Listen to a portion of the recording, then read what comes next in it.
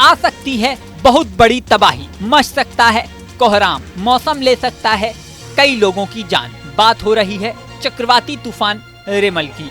रेमल नाम का चक्रवाती तूफान यानी साइक्लोन 26 मई को पश्चिम बंगाल और ओडिशा में बड़ी तबाही मचा सकता है। मीडिया रिपोर्ट्स के अनुसार दावा किया जा रहा है कि ये साइक्लोन बांग्लादेश में लैंडफॉल करता दिखाई दे रहा है, लेकिन ये कभी भी अपना रास्ता बदल सकता है।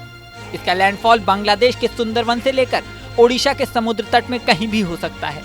इसे लेकर मौसम विभाग ने बंगाल के कई जिलों में भारी बारिश का अलर्ट भी जारी किया है। शनिवार को ही बंगाल में लोकसभा चुनाव के छठे राउंड में 8 सीटों पर मतदान होना है। आशंका है कि चक्रवाती तूफान रेमल के कारण मतदान में बाधा आ सकती है।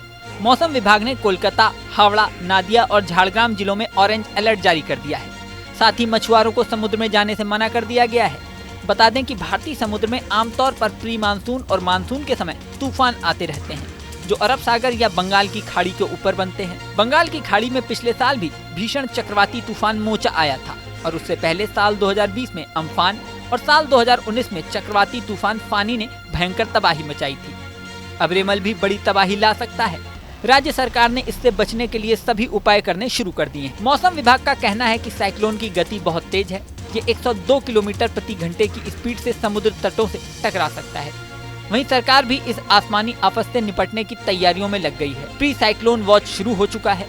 कोस्ट गार्ड ने समुद्र में जानमाल के नुकसान को कम करने के लिए जरूरी कदम उठाने शुरू कर दिए हैं। समुद्री यातायात की सुरक्षा सुनिश्चित करने के लिए हल्दिया और पारादीप में कोस्ट गार्ड के रूमेट ऑपरेटिंग स्टेशन लगातार अलग अलग भाषा में VHF अलर्ट रिले जारी किए जा रहे हैं। ये मर्चेंट वेसल के नाविकों को जरूरी सावधानी बरतने की सलाह दे रहे हैं। इसके अलावा कोस्ट गार्ड के जहाज और विमान समय पर सहायता और चक्रवाती तूफान के पाथ की निगरानी कर रहे हैं। इस समय चक्रवाती तूफान के क्या हालात हैं, इसकी लाइव रिपोर्ट बंगाल से हमारे संवाददाता तापस सेन गुप्ता ने भेजी।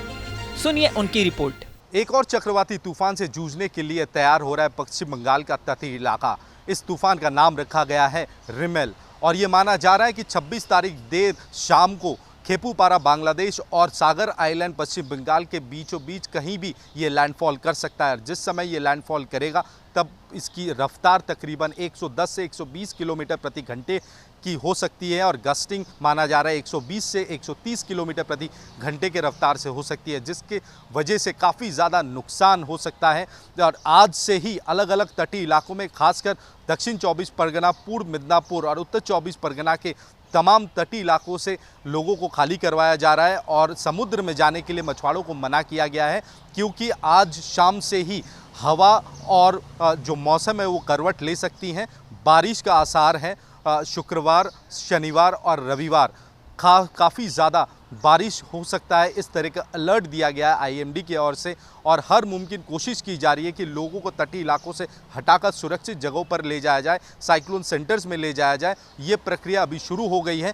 NDRF और डिजास्टर मैनेजमेंट ग्रुप्स को भी तैनात किया जा रहा है और इस तूफान से जूझने के लिए पूरी तरीके से हर मुमकिन तैयारी की जा रही है। हालांकि माना जा रहा था कि ये एक साइक्लोन होगा, लेकिन ये अभी जो स्पष्ट हो गया कि एक सीवियर साइक्लोन के स्तर पर ये पहुंच चुका है और सीवियर साइक्लोन की तरह ही ये लैंडफॉल करेगी, तो इसमें जानमाल का काफ़ी ज़्यादा नुकसान हो सकता है। हर मुमकिन एहतियात बरता जा रहा है प्रशासन की ओर से, लेकिन अभी भी साफ नहीं है कि बांग्लादेश में हिट करेगा या पश्चिम बंगाल में, क्योंकि अम्फान में हमने देखा था कि जिस तरह की प्रेडिक्शन थी उसके बाद देखा गया कि कोलकाता के ऊपर से वो साइक्लोन गुजरा और ये रिमेल चक्रवाती तूफान का जो ट्रैजेक्टरी है ये भी कहीं ना कहीं अम्फान जैसा ही नज़र आ रहा है। इसलिए कोलकाता को भी अलर्ट में रखा गया है। कुल मिला के पश्चिम बंगाल का तटीय इलाका आज से ही अलर्टनेस में है और हर मुमकिन कोशिश की जा रही है लोगों को तटीय इलाकों से दूर रखने की और खासकर जो टूरिस्ट हैं उन्हें समुद्र में उतरने के लिए भी मना किया गया है। बता दें कि मर्चेंट जहाज़ों को भी सतर्क कर दिया गया है और संबंधित बंदरगाह के अधिकारियों को उचित कार्रवाई करने की सलाह दी गई है। मछली पकड़ने पर प्रतिबंध लागू कर दिया गया है।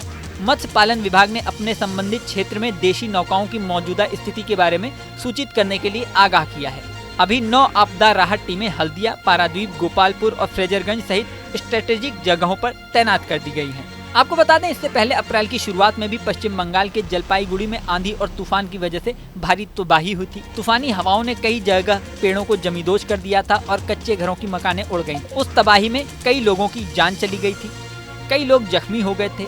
उस समय सीएम ममता बनर्जी ने अस्पताल जाकर पीड़ितों से मुलाकात की थी और मदद का आश्वासन दिया था। पिछले साल भी साइक्लोन से भारी नुकसान हुआ था। अब फिर से साइक्लोन आने से लोगों में डर बढ़ गया है। इस वीडियो में फिलहाल इतना ही। बने रहिए न्यूज़ नेशन के डिजिटल प्लेटफॉर्म पर।